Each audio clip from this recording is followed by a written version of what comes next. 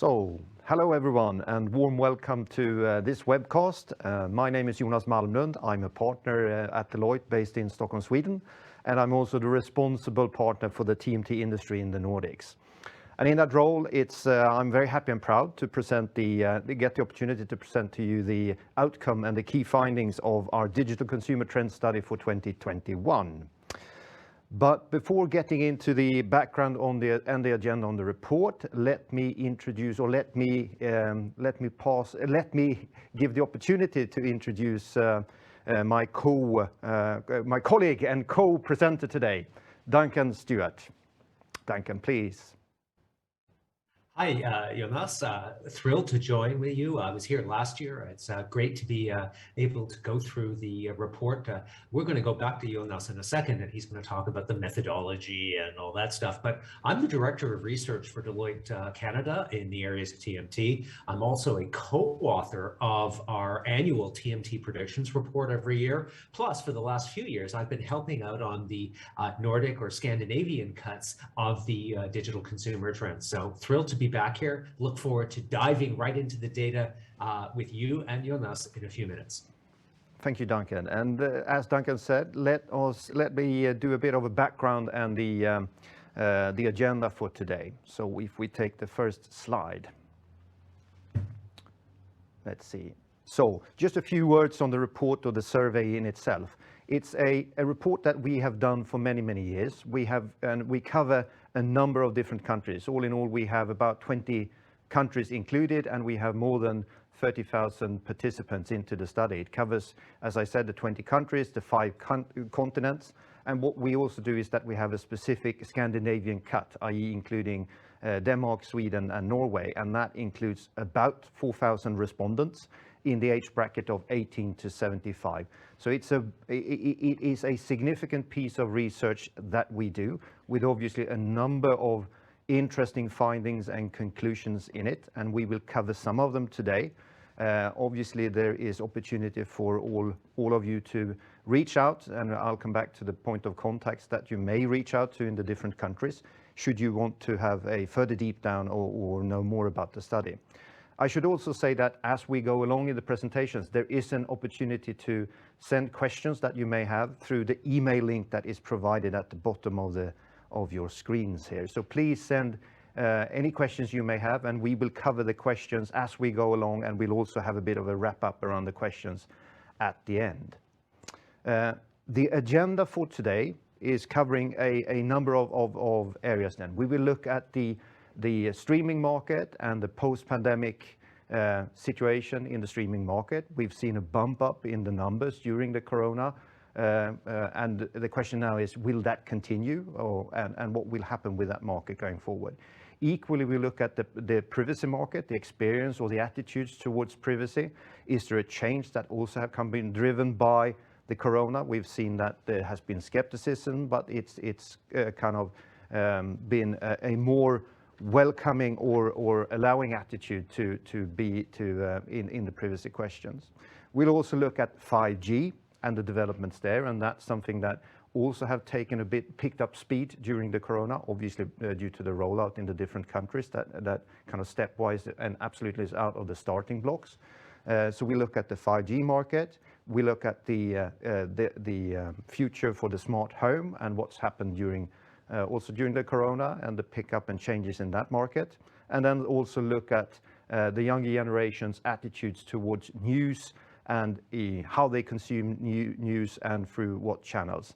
And then at the end, if time permits, we'll do a few deep dives into some select industries, and obviously then have a bit of Q&A at the end.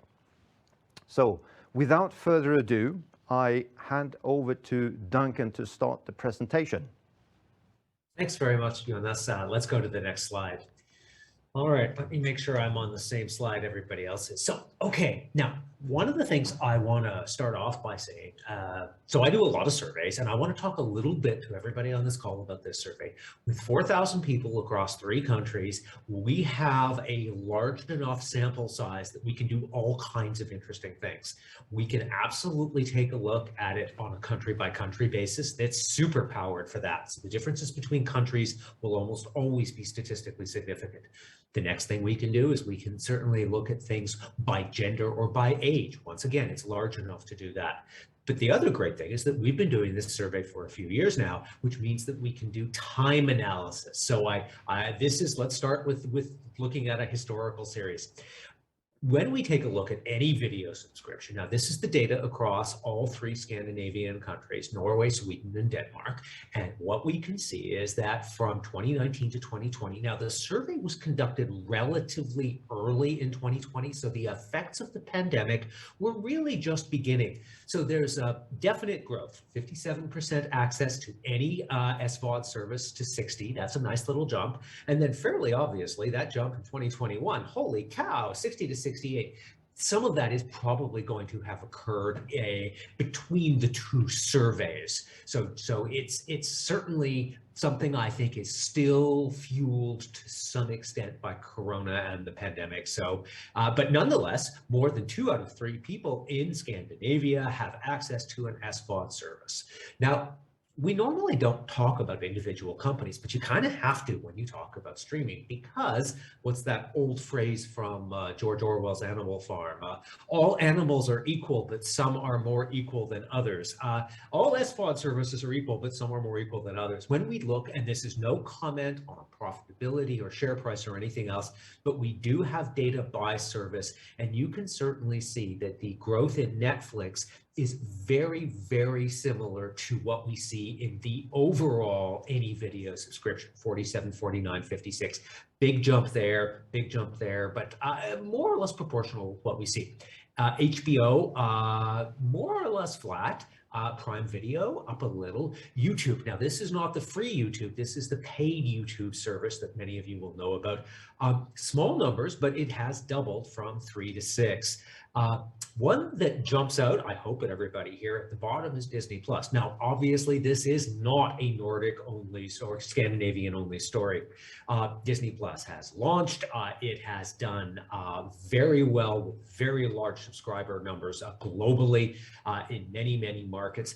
So if I were to look at that 57 to 68 move between 2019 and 2021, it has largely been fueled by growth in Netflix and Disney Plus, and I think that's probably a fair way to look at it. One comment I will make in terms of HBO and Prime, although these Nordic numbers are blended, I have looked at the data. There are significant differences between Denmark, Norway, and Sweden on those services. Please do reach out to the contact people, to Jonas, to me, and we'd be happy to discuss that in more detail. But there are significant differences for the services by country. Next slide, please. Okay, there's a bit of a lag, so always forgive me. I may be one behind you. Where is this growth occurring? Now, once again, this is the data across the 3 countries. Those over 65, not a lot of growth. Those under 18 to 24, it's actually down 1%. That's statistically irrelevant. Where it gets really interesting, though, is looking at those 45 to 64-year-olds.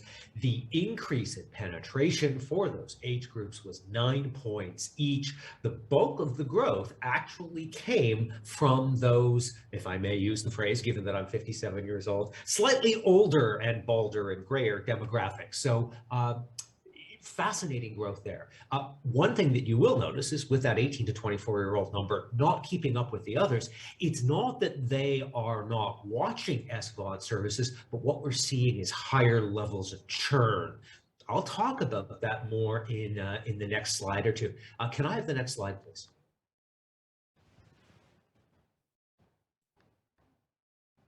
Waiting for it to pop up on my screen here. Let's see. Let's see, that might have been one too far. That's it. That's it. No, That's here it. we go. As the world churns. Thanks, Jonas. That's perfect. Okay, I hope you like the title. That's mine. The streaming wars go global. So what we've got here, and you can see this includes Denmark, Sweden, and Norway, and then you can see the numbers that you would probably be familiar with because we just talked about them. Worth noting here, by the way, that the access to SVOD by country, Norway and Denmark at 75 and 74, significantly higher than Sweden at 62. So there is certainly an interesting country gap in terms of access to SVOD. But the more fascinating thing from this slide is the dark green. That's the churn. That's the number of people who are canceling services within the last 12 months. Now, what I hope you notice is that some countries like, I don't know, the UK, 15%, or Belgium or Germany, 11 or 7. That's not so bad. Sweden, 19. Interesting. Denmark, 18. Norway, 23. In these countries, in the Scandinavian countries, we are seeing relatively elevated levels of churn. So point one, around the world, hundreds of millions of consumers will be canceling an SVOD service. Still a growing market, don't get me wrong. The average number of subscriptions per person is rising, don't get me wrong. However, one of the really interesting things is not only are we seeing churn up, we are seeing a phenomenon called, are you ready? I love this phrase, churn and return. Now, I'll talk more about that, but keep that thought in your mind. Just because somebody cancels doesn't mean that they're gone for good. Could I see the next slide, please? Now, this is not Deloitte data. This is from a US firm, but it's got global data, which takes a look at SVOD churn weighted globally over the last couple of years. Very, very fascinating stuff here. You can see the red line. Netflix has a churn rate 2.4, fairly stable actually over the last couple of years, even through the pandemic. That's interesting. Hulu has its own interesting variations there, but certainly 2.4 to 4.9 churn seems to be rising. But then there's everybody else. This is actually the one I want you to pay attention to here. Churn started back in 19 for every other service, 5-ish%, and then 6-ish by 2020, and 7-ish now. I'm looking forward to seeing more recent data from this firm, but what we're seeing is that across the ecosystem, largely not so much about Netflix, but about other services, we are seeing significantly rising churn rates. Please note, that's the monthly churn.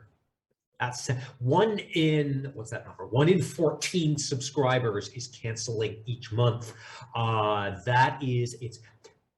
Churn is the new hot button issue for SVOD services. Can I see the next slide, please? Quarter of consumers who had canceled returned. That's certainly high. That's that churn and return. And this is particularly high among Gen Z and millennials, with 47% of millennials canceling and then renewing in the same period of time. Next slide, please. Here we go. So this is something, so I had access to the actual survey data, and I created this slide. So what I did here is I want you to work at it from the bottom. So 25% of people by the way, that should say combined Scandinavian, not Nordics. I forgot to alter that. What we're seeing here is 25% have added a service. And then at the very top, 9% have canceled a service and do not plan on resubscribing. 10%, the dark green one right here, 10% of people in Scandinavia have resubscribed to a video service they had previously canceled. That's that churn and return thing we talked about. But we asked a fascinating question in Scandinavia that was not asked in the US. You see that 12%? 12% of people say, we have canceled the service, but we plan on coming back. It's a revolving door. There are people who are joining your service who had previously canceled. There are people canceling, but who have every intention of coming back. The questions for SVOD providers or anybody actually in the digital subscription business is, are people going to churn? Yes. Are they churning at a higher level? Yes. Is there probably a ceiling to the number of digital subscriptions that people will have? Yes. Does cost matter? Yes. What can I do about that? How do I change my model to reduce churn? How do I make it as easy for people to cancel and return as I can so that that revolving door spins smoothly? I don't want people to churn, but if they do, I want it to be easy for them to come back. And I want to retain all of their data and preferences so that when they sign back up, it's a seamless transition and I still have all of their information and their data. So this is a unique thing for the Scandinavian market. Nobody else in the world has seen this data, but please do take a look at that sort of the second category down. I have canceled this 22% of 18 to 24-year-olds in Scandinavia have canceled a service and plan on coming back. That is a mind-blowing number for me. Next slide, please.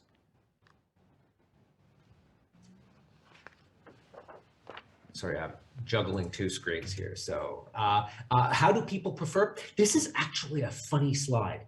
Young people are the most likely to say that they want a full price SVOD service with no ads. Young people are also the most likely to say they want a half price subscription and a few ads. And they are also the most likely to say they want a free subscription with lots of ads. I really don't almost know what to make of this slide.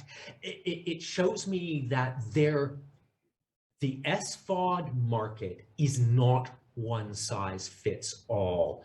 I believe that similar to many other direct-to-consumer markets, it's a lot about having many different possible options. If you want to pay the money and get no ads, well, you can do that. If on the other hand, you want a mix of medium price and some ads, you can do that too. And then if you want free, but with lots of ads, that's an option too. It's all about market segmentation. And I would argue that although young people, presumably lower income, younger people tend to be poorer, they certainly have a good appetite for a free SVOD service with lots of ads. That's actually called AVOD.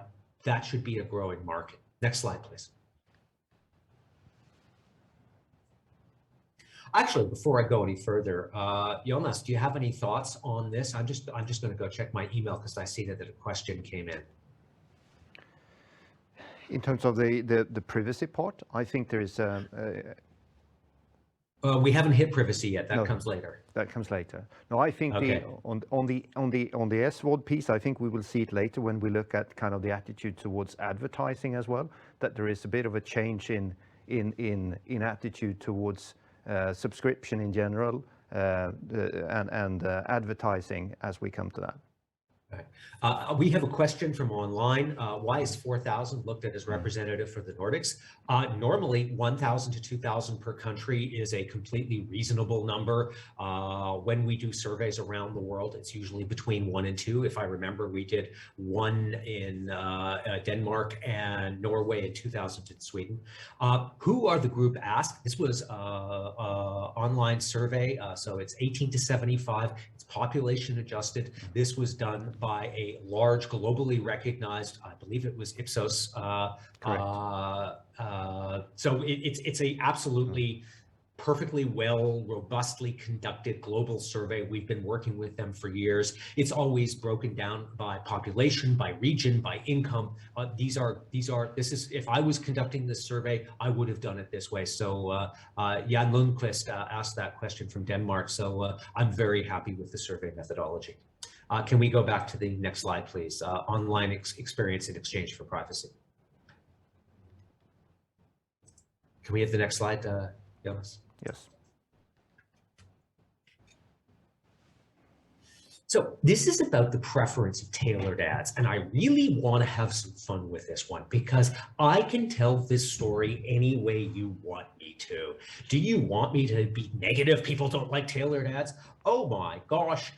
When I look at, let's take a look at 65 to 75-year-olds.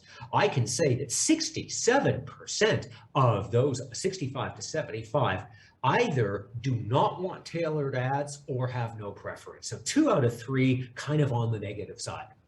Well, that's one way of looking at it. Or I could flip it. It really depends what you want to do with that no preference category. I could also say that 64% of 18 to 24-year-olds either prefer ads to be tailored or have no preference. You see what I mean? You can either go glass half empty or glass half full. What I would comment is that it's another one of those market segmentation things. About a third of people, plus or minus, across all age groups, really don't care. That's important to know. If your idea is, oh, people really want tailored ads, that's not your market. If on the other hand, you're like, I want to do tailored ads and I either want to show them to people because they want it, or at the very least tailoring them won't upset them, that no preference category really matters. Now, what you're really looking at, in my view, is what percent of people do not want tailored ads. And here we see a relatively strong age effect. 18 to 24-year-olds, this doesn't surprise me, as digital natives, they're the lowest, only 27%. Now, that's another way of flipping it back and forth. Only 27% of 18 to 24-year-olds don't want tailored ads compared to 37% of 65 to 75-year-olds. On the other hand, do I want to worry that I would actually alienate 27% of 18 to 24-year-olds? That's a non-trivial number. I would, from an ad perspective, certainly worry about 27 and the 32s and the 31s and 33s for older age groups. Do you really want to irritate 3 out of 10 of your potential markets? So I think we're not quite there yet in terms of tailored ads. Next slide, please. Now, this one shows you some interesting things about cookies and refusal of permissions. In Scandinavia, you can see that 60% of people either always or more than half the time just click on the default cookies. Just for some global context, that number is completely normal. Data from the UK and Germany and Italy and so forth would be absolutely in that kind of area. What I find slightly more interesting is the percentage of people who are refusing app permissions. Very much an age thing. There is no legend on this, but this is by age. The legend seems to have gotten cut off there. So you can see here that 9% of 18 to 24-year-olds refuse app. Oh, sorry, that's not on this slide. That's a sort of a shout out. It does vary significantly by age. 9% of 18 to 24-year-olds are refusing app permissions almost always or always, whereas 28% of 65 to 75-year-olds. So it's interesting. Concerns around tailoring, privacy, app permissions seem to skew that older people are more worried about this. That's something to keep our eye on, because obviously if younger people are less concerned about these things and more likely to accept cookies, if that behavior continues as they get older, we could see lower concern around privacy and so forth actually become a bigger and bigger trend. Could we see the next slide, please, Jonas? Fascinating one here. Why did you stop using, we asked the question, why did you stop using the social media service? And 2 of the issues were very much privacy related. One, I was concerned about my privacy, and the second was I did not know how my data was being used. So taking a look at this, this actually reflects somewhat similar to the slide we just saw, with young people seemingly slightly less concerned about this than older generations. 55 to 75, 23% of people had stopped using a social media service because they were worried about privacy. That's 1 in 4. That's pretty high. Meanwhile, only 14% of 18 to 24-year-olds. Similarly, when it comes to concerns about how data is being used, generally lower for that 18 to 24 group and a little bit higher for older groups. Next slide, please. Okay, we're gonna, I don't see any more email questions having come in. So let's talk about 5G. Well, the numbers out, next slide, please, Jonas, thanks.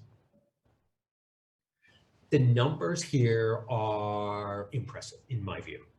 In a 1-year period between 2020 and 21, the number of people who say they are using 5G has basically doubled in Scandinavia, 5 to 11%, doubled in Norway, little less than doubled in Sweden. Well done, Denmark, 3 to 11%. Big jump there, but approximately 1 in 10 people in the Nordics are now, in the Scandinavia is now using 5G.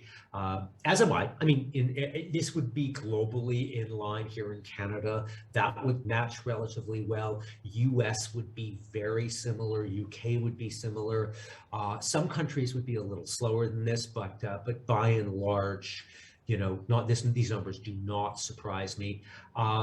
What's perhaps more interesting, in my view, is I would switch my network operator based on 5G coverage. The numbers sort of for groups over the age of 25 to 64, probably not statistically significantly meaningful. The average for all was 23, so 26, 25, 19, 21, probably not meaningful, but oh gosh, I really want everybody on this call to pay attention to that 18 to 24-year-old. The lifetime value of an 18 to 24-year-old mobile subscriber is huge. You've got 50, 60, 70 years of potential customer there. They're young, they use lots of services, they use lots of data. 1 in 3 Scandinavian 18 to 24-year-olds is saying they would switch operators based on 5G coverage. I think from Jonas, what do you think? Is that meaningful for telecom operators? I think it's very meaningful to the telecom operators. And I think when you speak, at least when you have the conversations with the operator in the Nordics, you can clearly see that there is a bit of apprehension in front of this as well, because they know that, you know, this could lead kind of the appetite to gain customers, and the kind of churn propensity in that group, the younger group, means that there is a clear risk for a price wars around 5G. And what would be kind of detrimental to the 5G is obviously that you get that kind of situation. So I think they are kind of very observant on the churn rates. They are very observant on keeping the subscription fees or the ARPUs up in that particular 5G segment, I would say. Yeah, I can't remember if I have a slide on this in here, but no, I don't think I included the slide.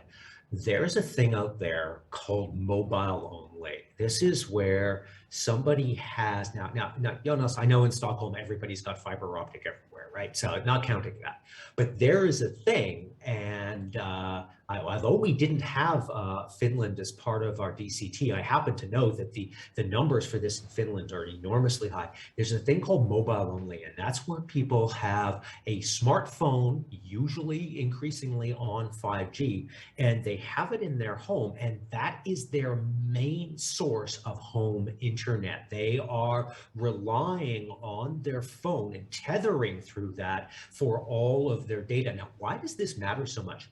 You can do that on 4G or you can do that on 5G, but the cost per gigabyte for the mobile operator on 4G is 10 or 100 times higher per gigabyte. 5G is not only much faster, which is good, but it is, from a business case perspective, having these mobile only consumers, it's really good to have those on 5G. The economics makes much more sense on 5G. And why am I telling you all this? Because those 18 to 24-year-olds are the ones who are increasingly likely to be mobile only. They do not have a wireline home internet connection, but instead rely on their smartphone and Wi-Fi tethering to provide all of their in-home connectivity. This is not just in Finland or even in the Nordics. This is a global trend. The numbers for this in Taiwan are through the roof. There are many, many markets where we see this going. Could I have the next slide, please?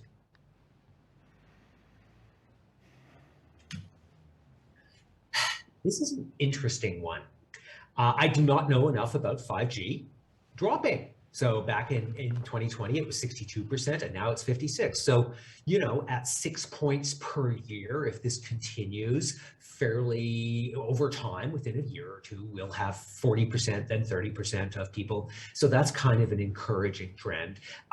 It's obviously the telecom operators have already launched several information campaigns around 5G. Those are good. I certainly, as a recommendation, would say keep at it. Even 56% saying they don't know enough is probably too high. You really want to drive that, I would think, down to the 40s as rapidly as possible. In encouraging news, now, I helped write the prediction last year. There is no health effect from 5G. 5G uses the same frequencies in Europe as were used for TV and radio, and those radio waves were always there, and they didn't kill us back then. 5G uses less power than those other things used to do, and if we didn't get sick before, we're not going to get sick now. There are no health effects due to 5G. I absolutely am positive about this. And in good news, the small percentage, 15% of people in these countries who were worried about 5G health has dropped to 12. Let's keep that going as well. We certainly want to drive that to under 10. There is no health risk. This is a myth. There are real things we need to worry about in this world. 5G radiation is not one of them. Next slide, please.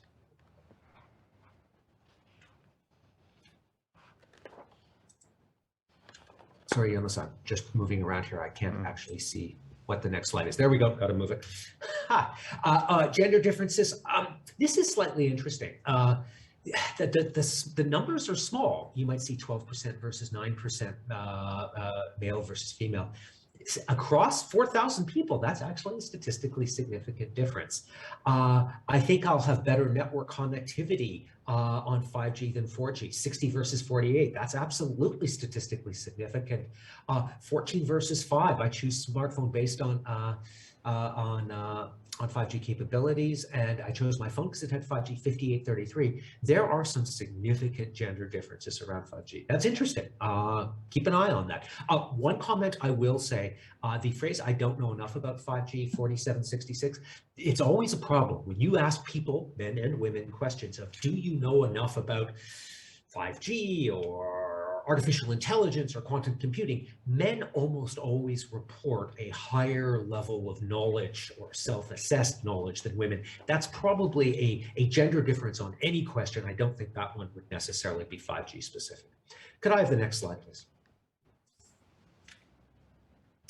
Let's start talking about gadgets. One more slide, please. So what we're looking at here is health monitoring devices.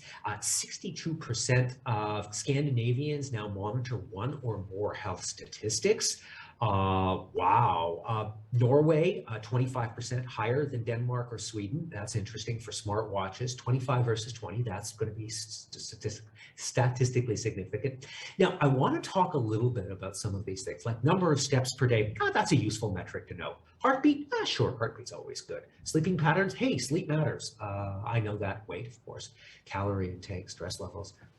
Blood pressure, blood oxygen levels. Those 8% down there, that's not that high. So next slide, please. This is one of our global 2022 predictions, and this gets exciting. What we are seeing is that smartwatches, something called smart patches, are really taking off. We are predicting that globally, the growth rate in smartwatches is about 11% CAGR, and the smart patches is about a 19% compound annual growth rate. We are seeing by 2022, nearly 320 million of these devices will ship, 440 by 2024. The reason this matters, can I see the next slide, please? Sorry, I didn't include the other slide, so I'll just talk through this. Can we go back one, please, Jonas? Thanks. So let me talk about this for a second. Can you see that person there with their smartwatch and what they're clicking on there? See how it's sort of got that wavy line? That's not science fiction. Smartwatches now are capable of detecting not only your heart rate, but your actual like EKG like heart signals, the different signals. And that can be used to diagnose a condition called atrial fibrillation, which is very serious. Tens of millions of people have it, and it leads to all kinds of problems, including an elevated risk of stroke. Next, some of these smartwatches can also diagnose your oxygen levels, really important in diagnosing either people who are getting COVID, have COVID, or are recovering from long COVID. So I think the point I'm trying to get at here is that smartwatches are being used for much more, and smart patches are being used for much more than just steps or sleep, but they are increasingly being used for more serious medical conditions. And one of the reasons you want to keep an eye on this is advances in technology are leading to the potential of these smartwatches and smart patches doing a much better job of measuring things like blood sugar levels for diabetics and blood pressure level for people with hypertension. These are much larger markets, tens, hundreds of millions of people with significant health issues, and more frequent monitoring of blood sugar and blood pressure leads to better health outcomes. Please keep an eye on this market. This is an interesting one. Next slide, please. Jonas, get ready. I'm about to ask you, this is one of those tough questions. So this was fascinating. Smart TVs growing year over year, voice assisted speakers growing year over year, video streaming that you connect to the TV growing year over year. That's nice. And then there's, as I like to call it, everything else. So smart TVs are pretty popular, 63%. Speakers, 13, not bad. Video streaming, 39. A smart home appliance, 9%. 7 for cameras, 8 for hubs, 6 for locks, 14 for lighting system. That one's not bad. Smoke detector, 8. Thermostat, 5.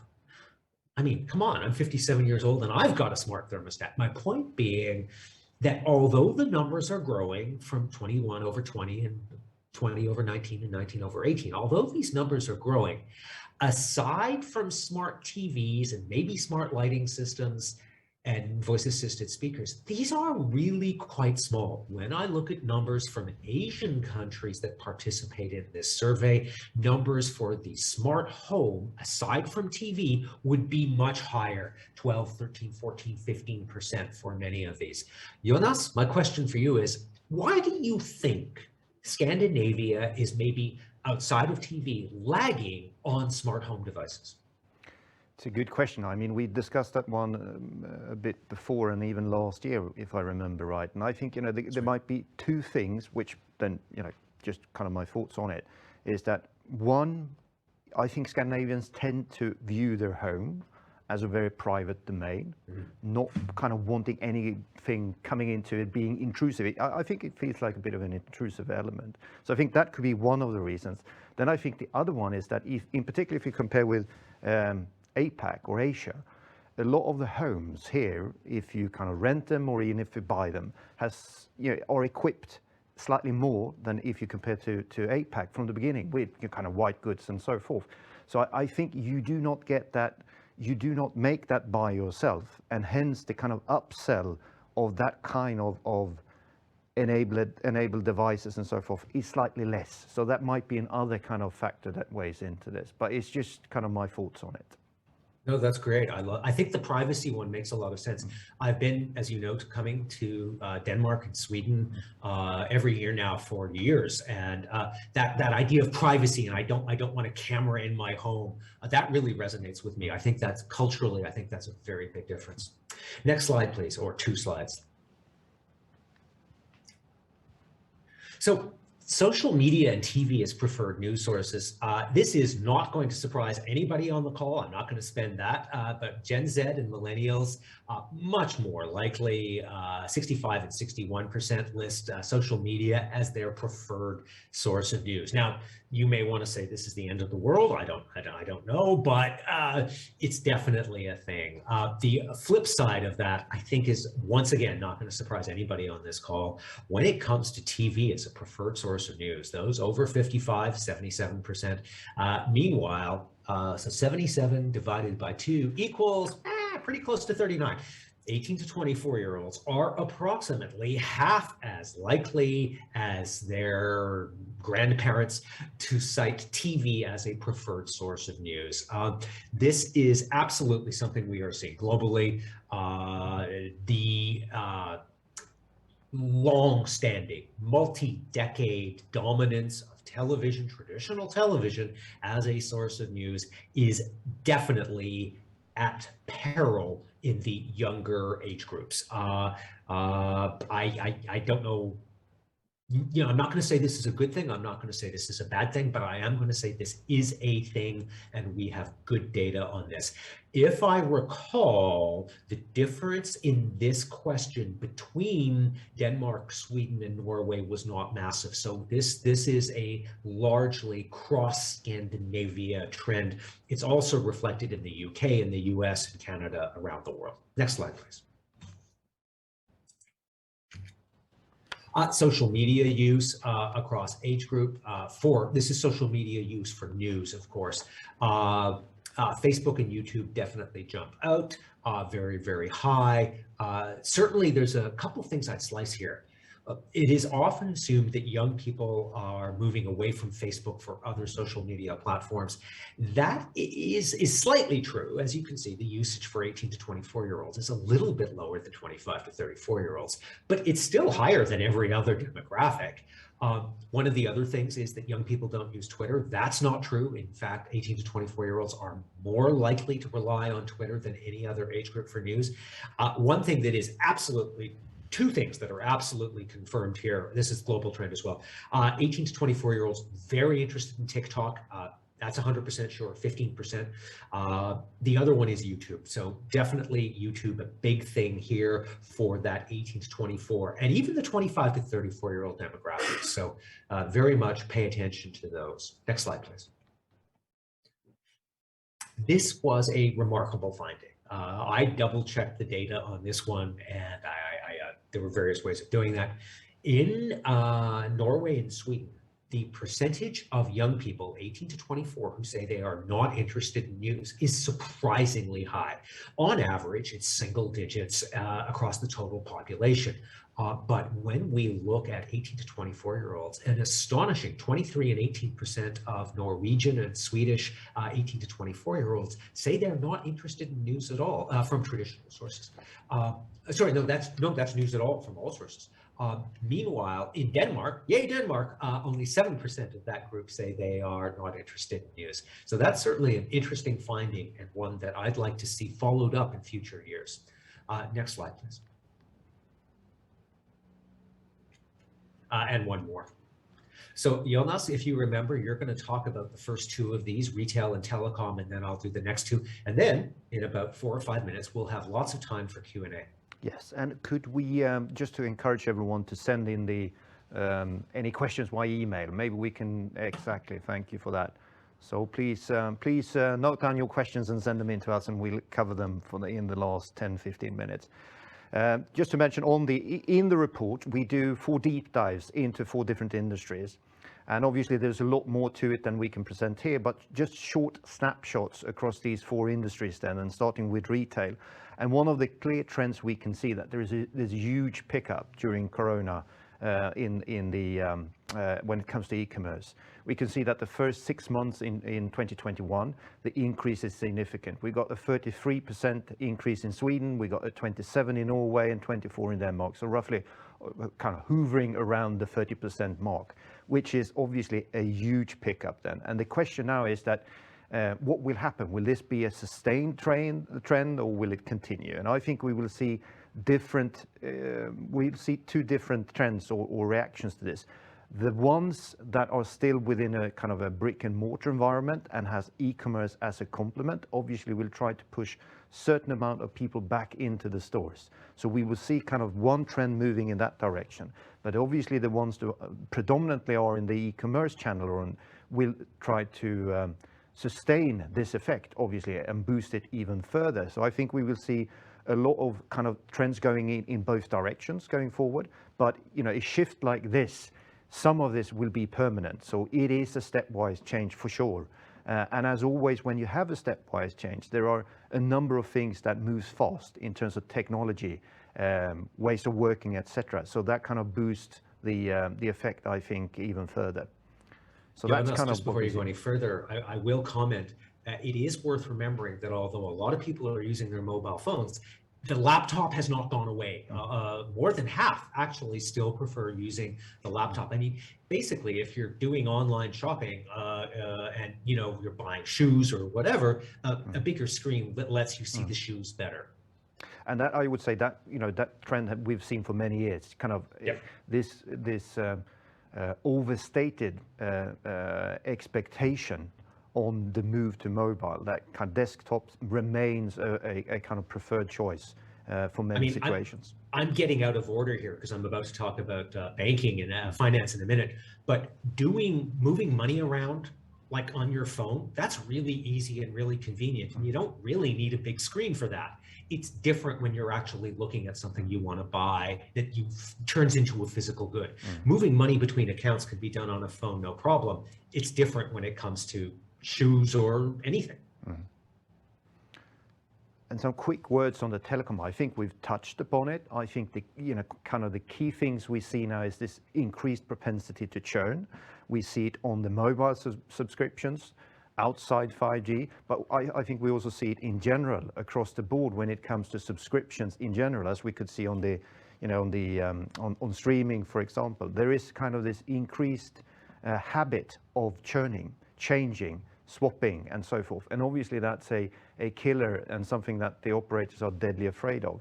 And I think what we will see is a lot of activities around the 5G market around this, as I mentioned before, because if the operators get a price war on 5G, that could kind of give a long-standing effect on the price levels, and that will be devastating to the market for them. So I think a lot in terms of the marketing you will see, the pricing, everything around 5G will be very conscious around not getting into what they actually ended up with in 4G, which was a significant price war in the Scandinavia, and that kind of moved the price level too low for them, and that had a permanent effect. Now, Jonas, I've got a question for you. Globally, one of the things I'm seeing from operators who are looking to reduce churn is increased bundling. Are you seeing much of that in Scandinavia? Less so, I think, than in other markets. But again, then it'll be interesting to see what the effect is on 5G, if that will be one of the opportunities they will try to leverage on to kind of reduce or keep churning under control and maintain the price levels. Well, I mean, when you bundle, you help bring your ARPU up, and hopefully you increase stickiness. But correct. I don't think we know for sure that bundling is a panacea yet. Next slide, please, Jonas, on public sector. So I really like this one. I think this is a huge deal. 2/3 of Scandinavians interact with public authorities through their mobile phone at least once a month. 49% use their phone to check secure digital mail once a month. So there's a couple of issues here. The numbers are big, the numbers are growing. Certainly the public sector needs to, as we have a quote here, the time has come for government agencies to adopt a mobile first strategy, for sure. But there is a good caveat here. Even though most citizens interact with the public sector through their mobile phone, we must not forget those who do not. Now, the assumption tends to be those who are older citizens, and that's true for sure. Older people tend to be a little less likely to do this. But the other is marginalized and disadvantaged groups. I gave a speech recently to the Canadian National Institute for the Blind. People who are blind or partially sighted often have difficulties working with these kinds of sites. Very, very poor people who may not have a smartphone or access to a computer, except perhaps through a public library or something like that. It's hard for them to have digital access. So we do want to think about both older citizens as well as marginalized citizens. Next slide, please. So let's talk, I already mentioned finance, but financial services, tons of stuff. 64% for checking bank balances, 90% are using their phone to transfer money. I think this one is such an obvious. Financial services is increasingly about not mobile only, we did touch on that, but certainly mobile first. Definitely we need to think about the cultural shift that is still necessary. Can I have the next slide, please, Jonas? I want to spend a second talking about this TMT predictions report. I've shown you a couple of them already. Next slide, please. This is out. It's on the Deloitte website. We have 19 predictions this year, double what we had last year, more than double. Tons of cool topics, stuff about chips, stuff about connectivity, stuff about healthcare, science fiction things like quantum computing and NFTs and AI, but lots and lots of topics. Next slide, please, Jonas. Hi, Duncan. Maybe I'll wear a better shirt. I will be in Stockholm on February 24th and 25th. Please reach out to Jonas if you want to see me, maybe when I'm there in town. I've got a couple slots still left. I'll be in Copenhagen, February 28th to March 2nd. There's a launch event in Stockholm. There's a launch event in Copenhagen. It's a breakfast, if I recall, on March 1st. Reach out to Frederick Bank in Denmark for that. My colleague, Paul Lee, who has written half almost of the predictions this year, Paul will be in Oslo on January 18th. That's not that far off. And then he's coming to Helsinki. I know that we didn't cover Finland in this DCT this year, but nonetheless, Paul will be in Finland on March 22nd and 23rd. Next slide, please, Jonas. I wanted to mention this. So I wrote a report with some very, very smart colleagues, and this got published yesterday. So there is a report out on the chip shortage. It's like 20 pages long. It's filled with charts and details. And more importantly, it isn't just, oh no, there's a chip shortage. There's actually 5 detailed ways that we can alleviate the current shortage. And maybe we can't prevent the next shortage, because there's always going to be a shortage, supply and demand and stuff like that. But there will be, there are ways that we can perhaps make the next shortage less severe and last less long. The current shortage is going to cost the global economy over $500 billion. That's a lot of money. What can we do next time? Next slide, please, Jonas. And I'll let you talk to this one. Yeah, now, we've been through some of the key findings and helpfully presented by you, Duncan. And obviously there are a lot of more findings, a lot more data. And as Duncan mentioned, Fredrik is on call in Denmark, Joachim in Oslo, and myself obviously in Stockholm, Sweden. And so we're happy obviously to take any meetings or any conversations and dig further into the data and the details of the report with anyone who would like so. So we have a question from online, Jonas. It's from my friend Magnus Holmqvist. Magnus asks a question that I could have written myself. Magnus, I love your question. He says, another reason, this is about the smart home stuff, another reason is that obviously I don't really understand what the purpose or added value is that I received from a message on my phone when at work that the dishwasher has completed its program cycle. Hey man, Magnus, do I ever hear you? I mean, I want somebody to unload the dishwasher. I don't need to know when it's done. Or the fact that it is more, this is back to Magnus, that it is more complex to steer the lighting from the phone than just to flick a switch on a wall. I agree, but can I give you a couple of use cases just from my own life? Now, I live in a home where I have a dog. And we have a dog, Barbara and I have a dog, and the dog gets hot at night. So at night, we really let our temperature in our home fall quite a lot.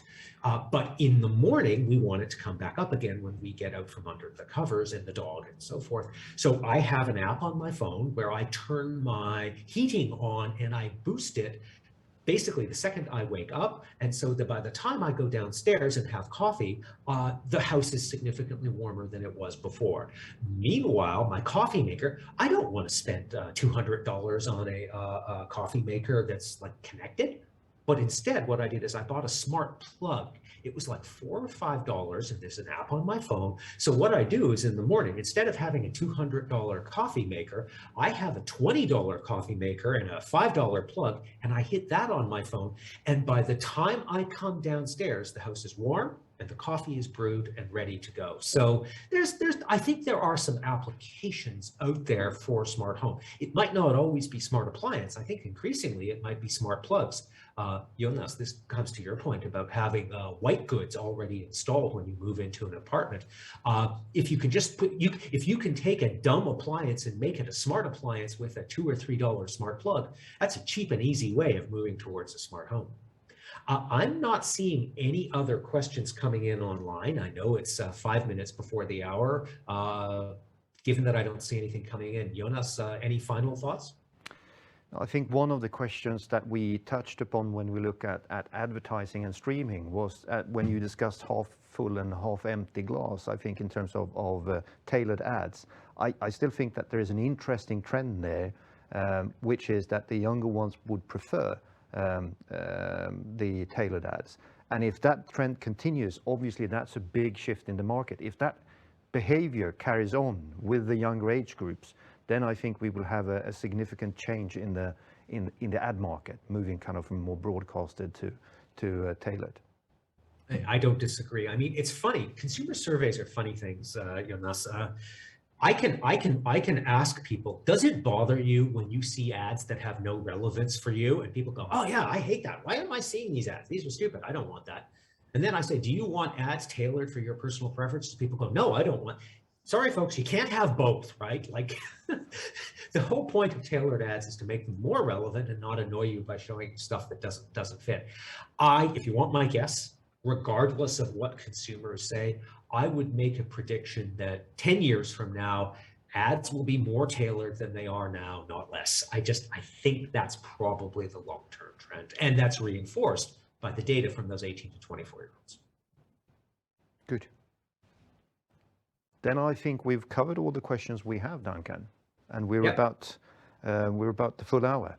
So I guess thank you very much for the presentation, Duncan. And as said, anyone who would like to reach out either to Duncan or to my Nordic colleagues or myself about the report, please do so. We're happy to dig in further in the details and the findings from it.